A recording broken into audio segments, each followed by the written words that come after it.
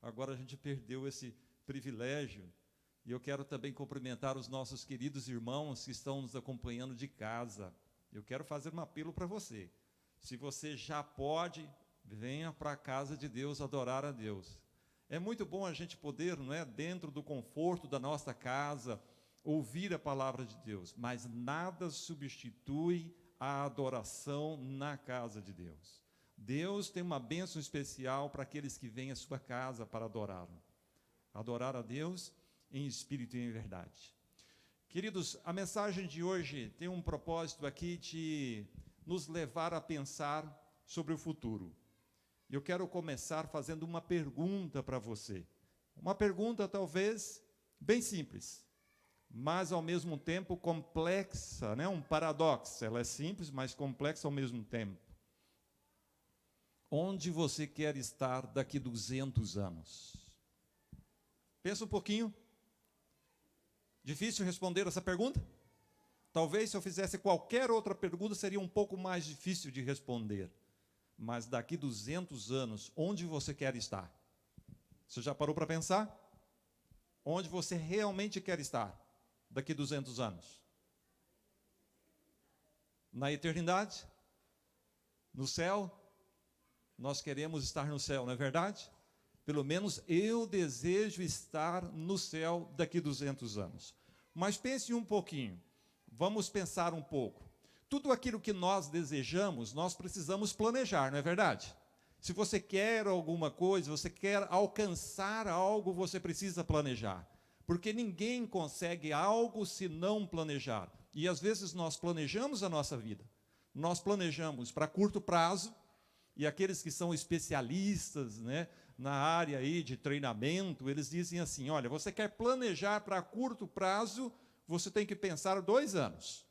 2 anos, eu quero curto prazo, 2 anos.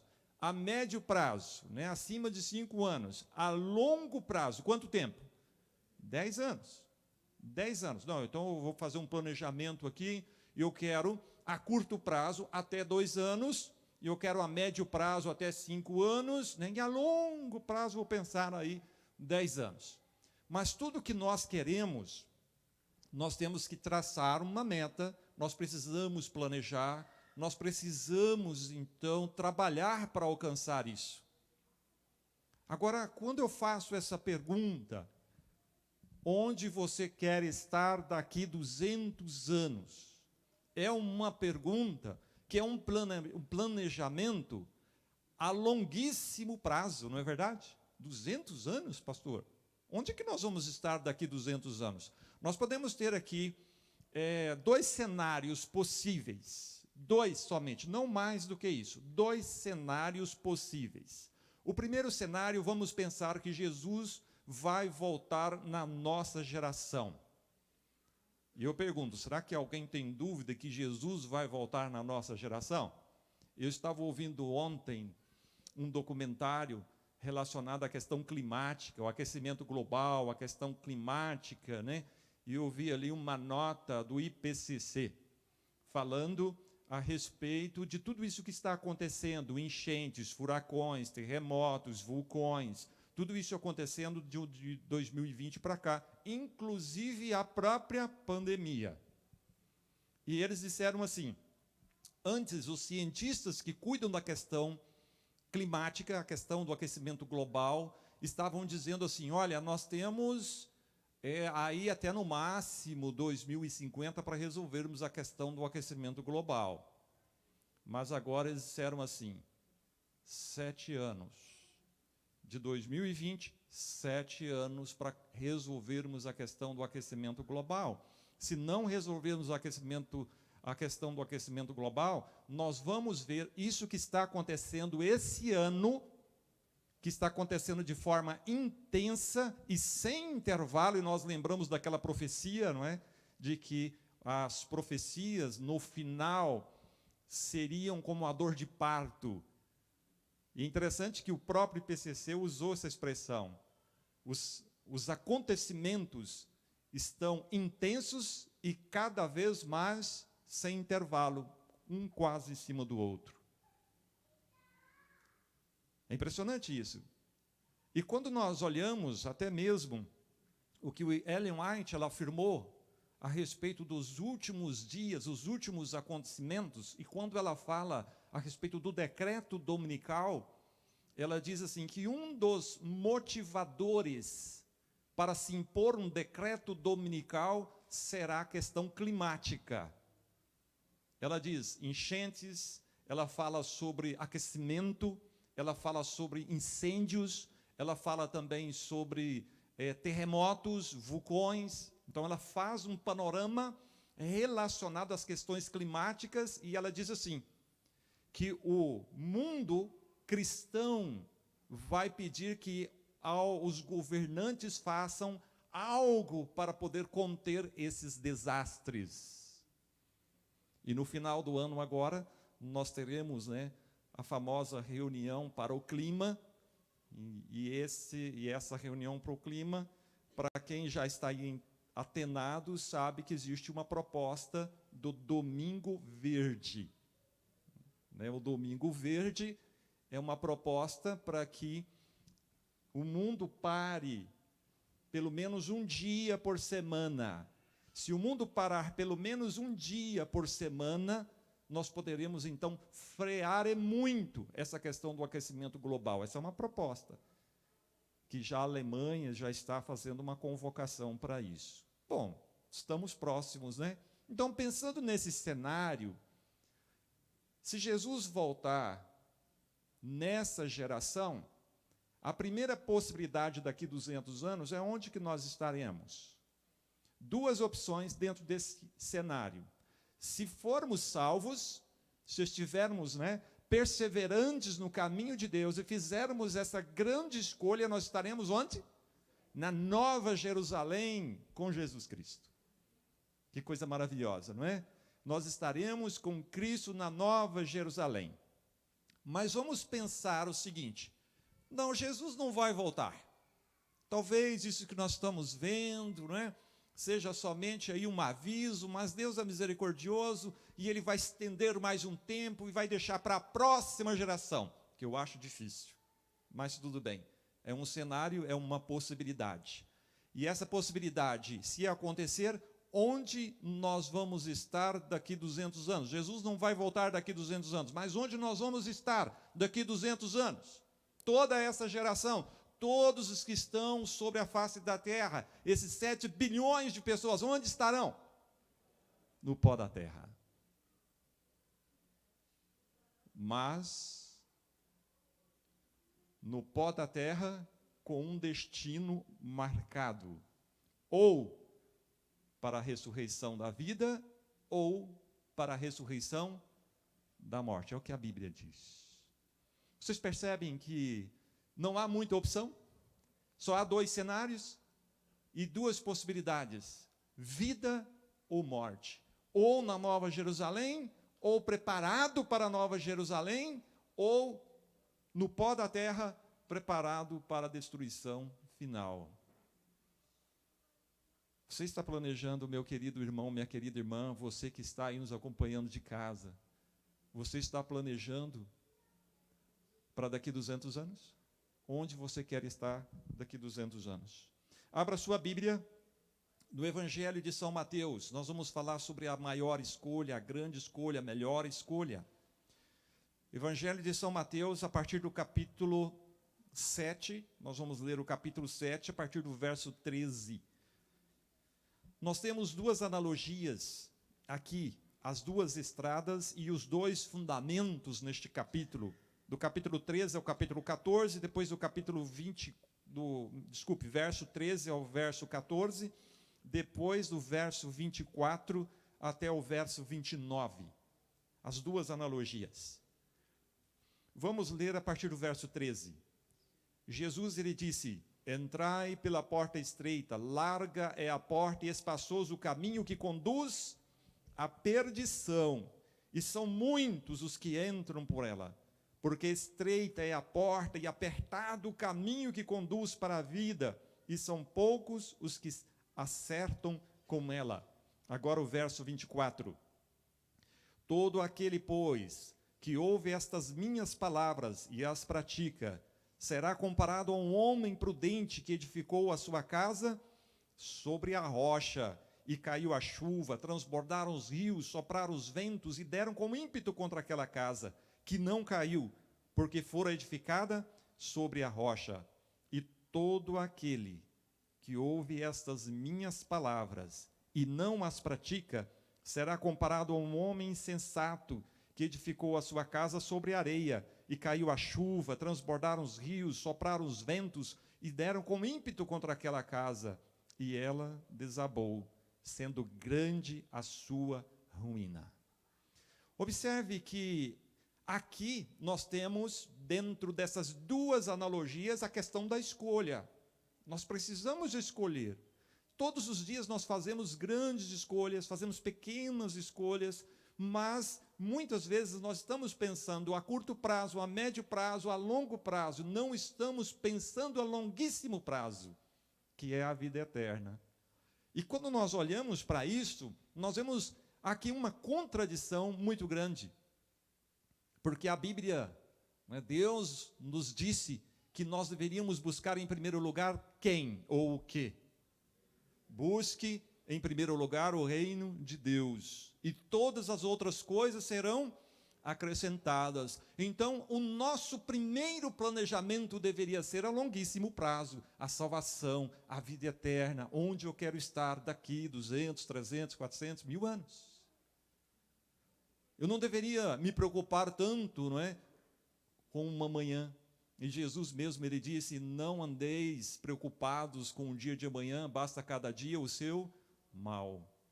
Devemos sim preocupar. Mas vamos estudar aqui um pouco, pensar um pouco sobre as duas estradas, os dois caminhos. Entrai pela porta estreita. Quem é a porta estreita? Quem é o caminho estreito? Jesus disse, eu sou o caminho, a verdade e a vida. Ninguém vai ao Pai senão por mim. Jesus é o caminho estreito, mas é interessante que há uma segunda possibilidade. Há o caminho largo. E o que seria esse caminho largo? A perdição. O caminho largo representa, na realidade, as nossas escolhas, quando baseamos as nossas escolhas no pensamento humanista. É quando nós colocamos o eu no centro de todas as coisas. Eu estou preocupado, na realidade, são com os meus sentimentos, eu estou preocupado com aquilo que traz prazer para o meu ser, e não estou preocupado com a palavra de Deus, e muito menos com o planejamento da vida. Esse é um pensamento, humanista, e é claro, é interessante quando nós falamos sobre isso, é que nós entendemos que há também teologia humanista, hoje em voga em muitos lugares por aí. É quando nós deixamos de andar no caminho estreito e passamos a andar no caminho largo, e até acreditando que estando no caminho largo eu vou chegar no mesmo destino, que é a salvação. Ledo engano, o caminho largo só leva à perdição, leva à destruição. Jesus, quando ele fala também sobre os dois fundamentos, ele diz assim, todo aquele, pois, que ouve estas minhas palavras, tudo aquilo que Jesus havia dito até aquele momento, relacionado ao perdão, relacionado à salvação, relacionado à consagração. E ele diz assim, que o homem sensato é aquele que edifica sobre a rocha, a sua fé, a casa espiritual, ela é edificada sobre a rocha, quando ele ouve as palavras de Jesus e coloca em prática. Nós, como adventistas do sétimo dia, nós temos a palavra de Deus como única regra de fé e prática. A única regra. Nós devemos seguir realmente a palavra de Deus. Mas é claro, o inimigo, sabendo disso, ele inventou também outras teorias e outras escolas de interpretação para poder dar uma interpretação totalmente errônea relacionada à verdade que a Bíblia nos traz. Vocês já ouviram falar do relativismo humano, onde uma pessoa, ela pode pensar assim: não, isso é verdade para você, mas não é verdade para mim. Se você crê que o sábado é o dia do Senhor, então isso é verdade para você. Mas se eu creio que o domingo é o dia do Senhor, então isso é verdade para mim, isso é relativo. Então você fica com o seu sábado e eu fico com o meu domingo. Na realidade, nós estamos no mesmo caminho. Será? O que a palavra de Deus diz. E alguns teólogos estão tentando, não é? Que se dizem teólogos, estão tentando adaptar a Bíblia para a nossa época. Porque eles dizem, não, esse é um livro muito arcaico. E muitas vezes, quando nós lemos alguns princípios relacionados, até mesmo relacionamento humano, nós temos que adaptar para a época em que nós estamos vivendo. Em primeiro lugar, nós devemos entender que Cristo é amor e que Ele ama a todas as pessoas indiferentemente. Jesus, ele não é preconceituoso, ele aceita todas as pessoas. Isso é uma verdade, não é? E também nós devemos ter esse conceito, essa verdade na nossa mente, não é? Nós devemos aceitar todas as pessoas, nós não devemos ser preconceituosos de maneira nenhuma, mas só que há um problema aqui nesta afirmação. Eu vou contar aqui uma passagem que aconteceu com Jesus, só para nós termos uma ideia, relacionada à questão do preconceito. Lembra-se da mulher adúltera? A história da mulher adúltera, que foi pega no ato do adultério, e ela foi levada até Jesus, e ali eles tentando, não é, pegar a Jesus numa pegadinha, e eles disseram, esta mulher foi pega no ato do adultério, e a lei diz que nós devemos apedrejá-la. Claro, a lei de Moisés.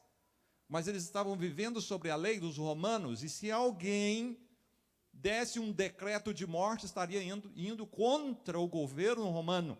Somente o governo de Roma poderia decretar a morte de alguém. E se Jesus dissesse, sim, pode matar, se a lei de Moisés está dizendo que deve ser apedrejada, bom, manda ver. Ele seria condenado, então, por estar ali no lugar de Roma. Mas Jesus, ele fez uma pergunta. Quem de vocês não tiver pecado, atire a primeira pedra. E Jesus se abaixa, né? Na realidade, antes ele se abaixou, escreveu ali os pecados, se levantou e fez esta pergunta. Ou esta afirmação. Quem não tiver pecado, atire a primeira pedra. Todos deixaram as pedras e foram embora. Jesus, então, olha para aquela mulher adúltera e faz a seguinte afirmação. Na realidade, uma pergunta.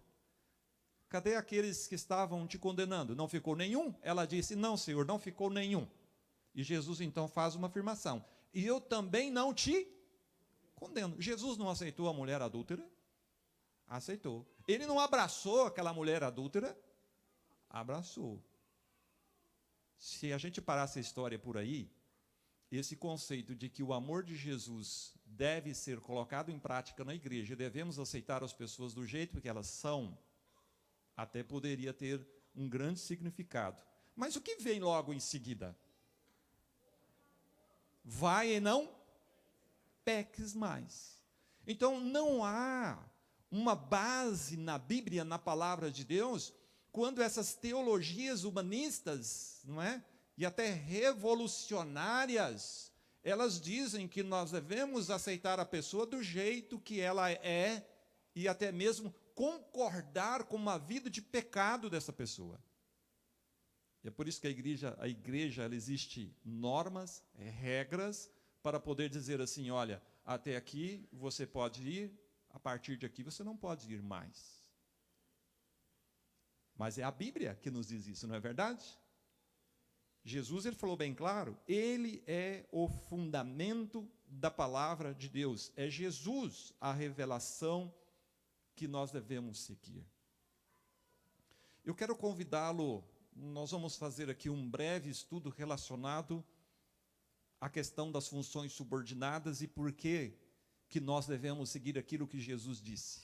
Por que Jesus, ele disse, se você todo aquele que ouve estas minhas palavras e a pratica será comparado a um homem prudente que edificou a sua casa sobre a rocha.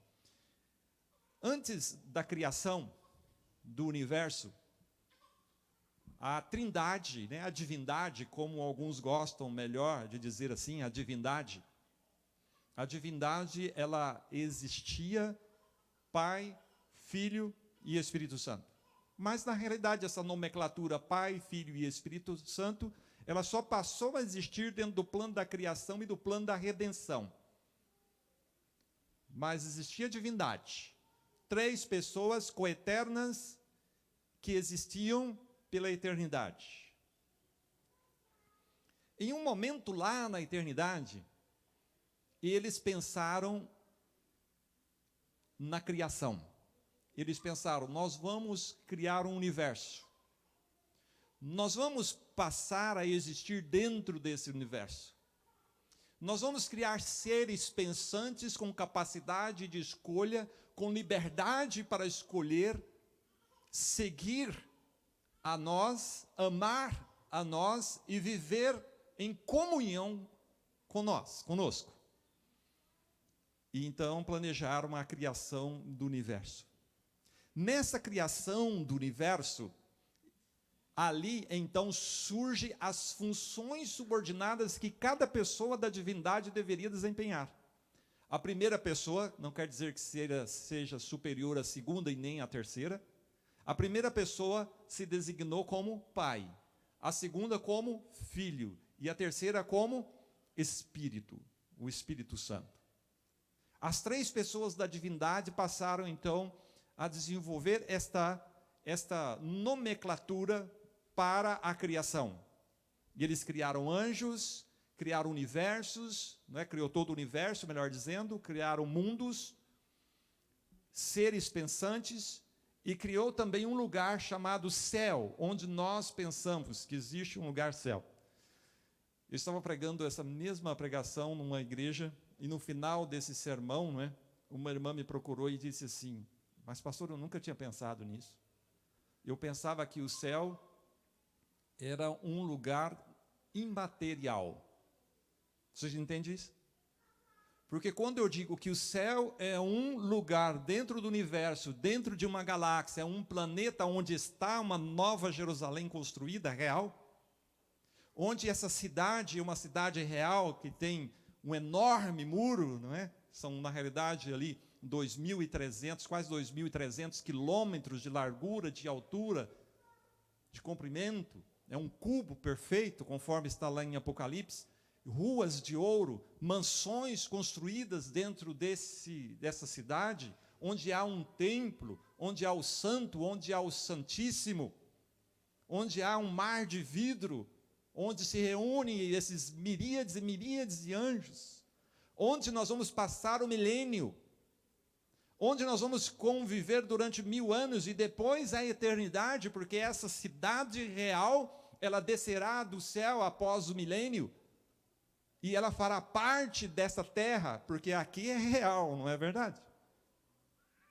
Pois essa cidade é real. Ela existe. Deus, ele é real e está sentado num trono onde ele governa o universo. E a partir dali, então, havia um plano. E o plano é que todos os seres criados fossem felizes para sempre. Mas só que o pecado surgiu no coração de Lúcifer, e vocês conhecem essa história. A partir desta rebelião, havia também um plano da redenção que foi instituído antes da criação do universo. E qual que seria esse plano da redenção? A segunda pessoa da divindade, depois, durante a rebelião, que se tornou Miguel, arcanjo, o anjo do Senhor, que deveria se tornar um homem, Cristo Jesus, esse deveria governar sobre este mundo e deveria resgatar este mundo. O Pai passaria o cetro do governo deste mundo de forma especial para que ele resgatasse esse mundo. Abra sua Bíblia no livro de do Êxodo, capítulo 24.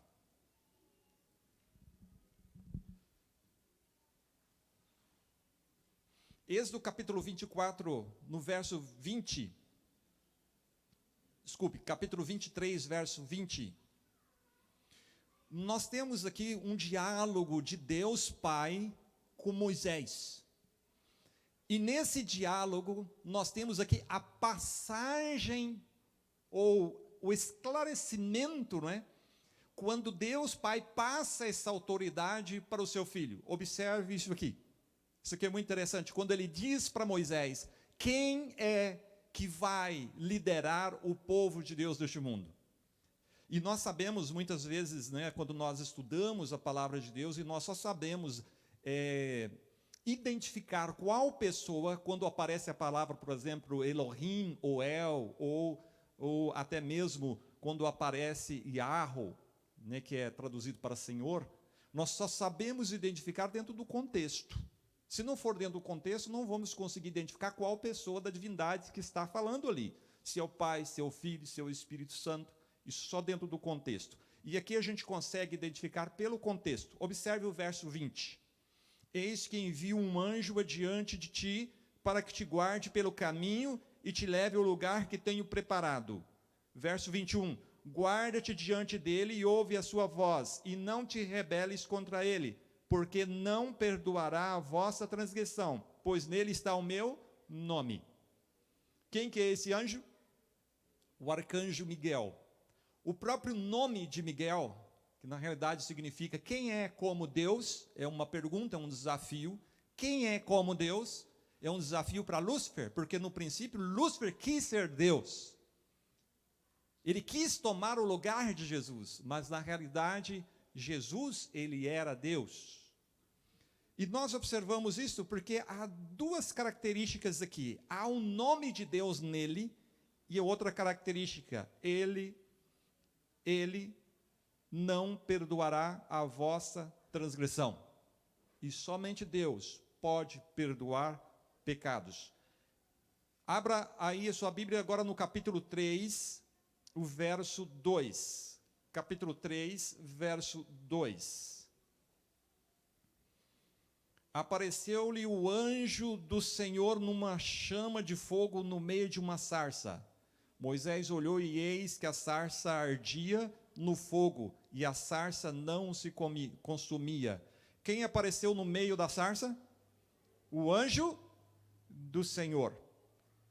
Verso 4. Vendo o Senhor que ele se voltava para ver quem? Para ver Deus. Essa palavra aqui é interessante. Para ver. Observe isso aqui. Para ver Deus no meio da sarça. O chamou e disse, Moisés, Moisés, e ele respondeu, eis-me aqui. Deus continuou, não te chegues para cá.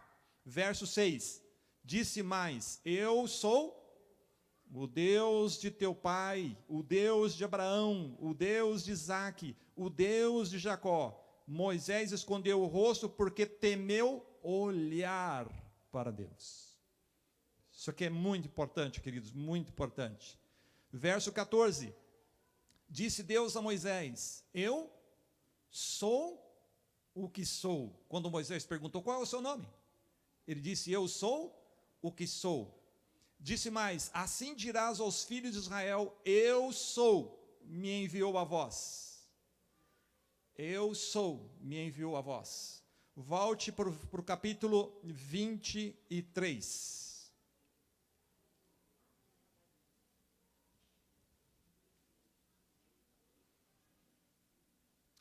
Verso 23.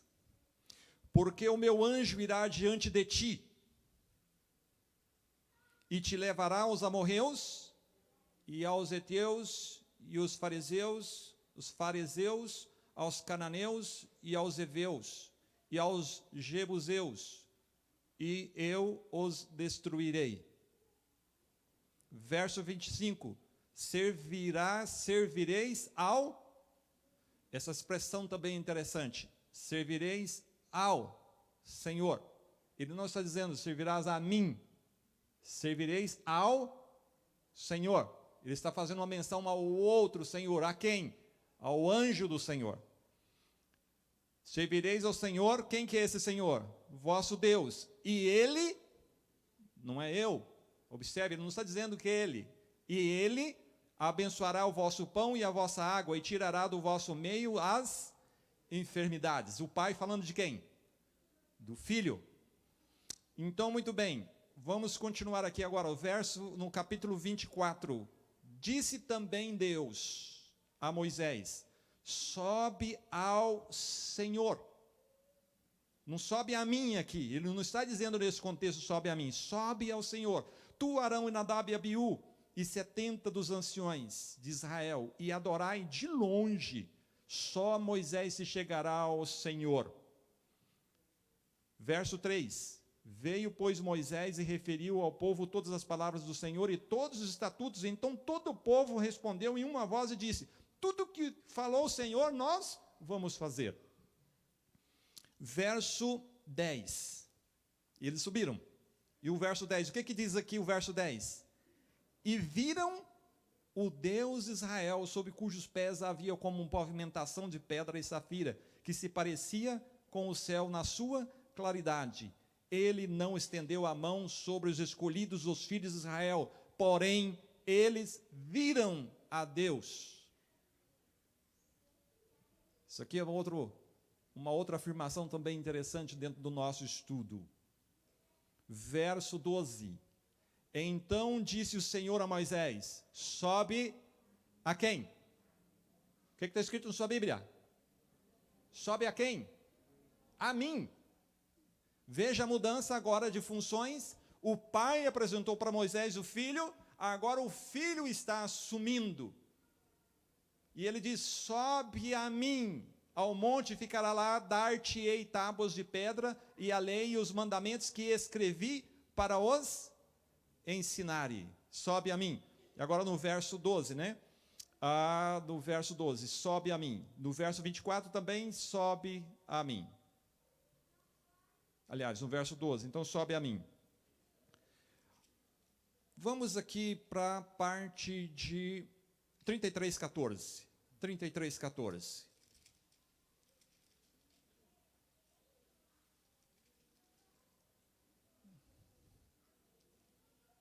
Vamos ler a partir do verso 13. Agora, pois, se achei graça aos teus olhos, rogo-te que me faças saber neste momento o teu caminho, para que eu te conheça e ache graça aos teus olhos, e considera que esta nação é teu povo. Porque Deus aqui, né, vocês vão perceber que ele disse: eu não vou subir com vocês. Lá, Deus, o Pai, disse que enviaria o anjo, que tinha um nome. Depois, aqui dentro do contexto, se você ler um pouco com mais atenção, você vai perceber onde Deus, ele disse assim: eu não vou subir com vocês. Mas aqui Moisés, ele faz esse desafio, né? Ele faz esse apelo.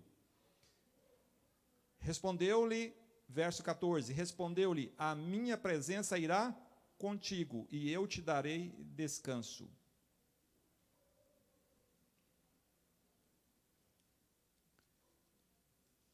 Abra a tua Bíblia agora no Evangelho de João. Duas características que nós trazemos agora para o Evangelho de João, para nós entendermos que Jesus, ele é o caminho, para entendermos que Jesus é o fundamento. Evangelho de João.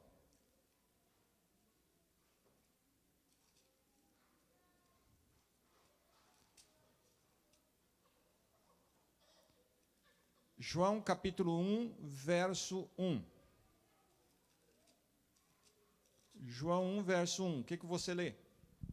No princípio era o verbo. O verbo estava com Deus, e o verbo era Deus. 3. Todas as coisas foram feitas por intermédio de quem? Dele. E sem ele nada do que foi feito se fez. Dele quem? Jesus. Verso 18. Ninguém jamais viu a Deus. Como que eu sei que esse Deus é o Pai?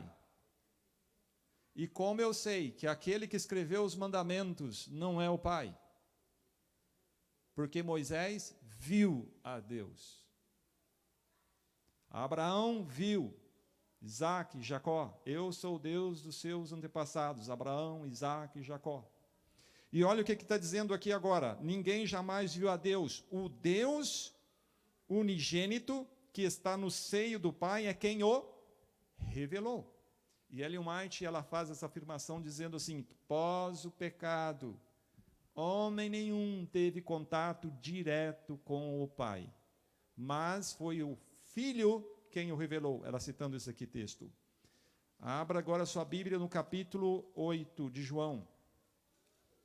8 de João. Um paralelo com Gênesis capítulo 3, com Êxodo capítulo 3, verso 24. Porque eu vos disse que morrereis nos vossos pecados, porque se não crerdes que eu sou, morrereis nos vossos pecados. Como que está escrito aí, eu sou, na vossa Bíblia? Como que está escrito? Letras maiúsculas. No grego, aí é ego eimi.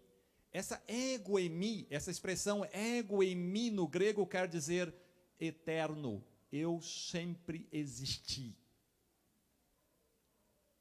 Eu sempre existi.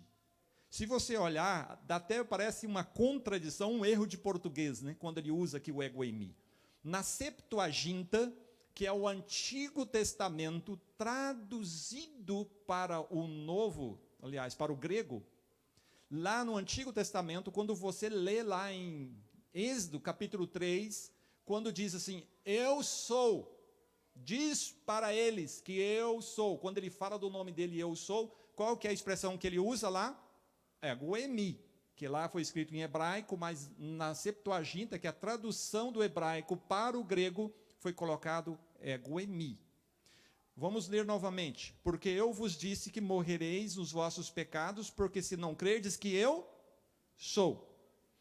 Agora verso 28. Disse-lhe, pois, Jesus, quando levantardes o Filho do Homem, então sabereis que eu sou. Verso 58. Respondeu-lhe Jesus, em verdade eu vos digo, antes que Abraão existisse, eu sou. E aqui que aparece um erro de português, né? Porque se ele quisesse dizer simplesmente, seguir aqui uma frase correta, diria assim, em verdade vos digo, antes que Abraão existisse, eu já era, né? Eu era, quer dizer, eu existia. Mas ele já diz, eu sou, porque Deus é o Deus do presente. Quando voltamos, então, para Mateus, capítulo 7, todo aquele, pois, que ouve estas minhas palavras e a pratica, será comparado a um homem prudente que edificou a sua casa sobre a rocha. Quem é a rocha? É Cristo. Ele é o nosso Criador. Jesus, ele esteve com o seu povo no passado. Ele dirigiu o seu povo no passado. Ele se tornou homem. Ele veio a este mundo, morreu como homem para nos salvar.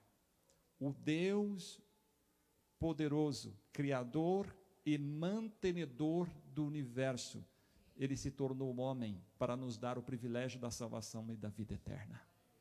Queridos, quando nós entendemos que Jesus Cristo realmente é Deus, o Filho de Deus, quando nós compreendemos que Ele, que inspirou através do Espírito Santo, a palavra de Deus, nós podemos confiar na palavra de Deus e nós devemos ter a palavra de Deus como nossa única regra de prática e fé. E nós temos a certeza de que Ele nos salvará. Nós temos a certeza de que ao escolhermos Jesus como nosso único suficiente Salvador, em primeiro lugar na nossa vida, nós teremos a certeza de que quando Jesus voltar, nós estaremos com Ele nas mansões celestiais. E eu quero fazer este apelo para você nesta manhã. Não vamos ouvir o canto da serpente. Não vamos ouvir de maneira nenhuma, não é, estas teologias humanistas que tiram a Bíblia do foco. E eles dizem, não, Jesus é suficiente. Mas O Jesus que é suficiente para nós é o Jesus da palavra. Não é o Jesus do pensamento filosófico humanista. Não é a interpretação da alta crítica, mas sim, na realidade, a revelação que Deus nos deu pela palavra de Deus, e também para nós o privilégio que Deus nos deu do dom da profecia dentro dessa igreja. Nós devemos seguir o caminho certo, o caminho que conduz à salvação. Nós devemos edificar a nossa casa espiritual sobre a rocha que é Cristo Jesus. E eu quero fazer esse apelo para você, que nós possamos, nesses momentos difíceis, ter a certeza de que aquele Deus que criou o universo, que mantém o universo, que manteve o povo no passado, que guiou o povo no passado, que tirou o povo do passado do Egito e levou para Canaã, é esse mesmo que vai nos conduzir para Canaã celestial. Ellen White diz assim: nós não temos nada a que temer quanto ao futuro, a menos que nós esqueçamos como Deus dirigiu o seu povo no passado. Que Deus nos abençoe e que essa fé esteja firme em nosso coração. Vamos orar. Amado Deus e Pai Celestial, toma a nossa vida em Tuas mãos, Senhor. Que a cada dia, a cada momento, possamos recorrer à Tua palavra, para que ela fortaleça a nossa fé. E que o Espírito Santo nos unja com poder para anunciarmos que Jesus está voltando. Esteja conosco agora também no momento da escola sabatina, pedimos no nome e por amor de Jesus. Amém.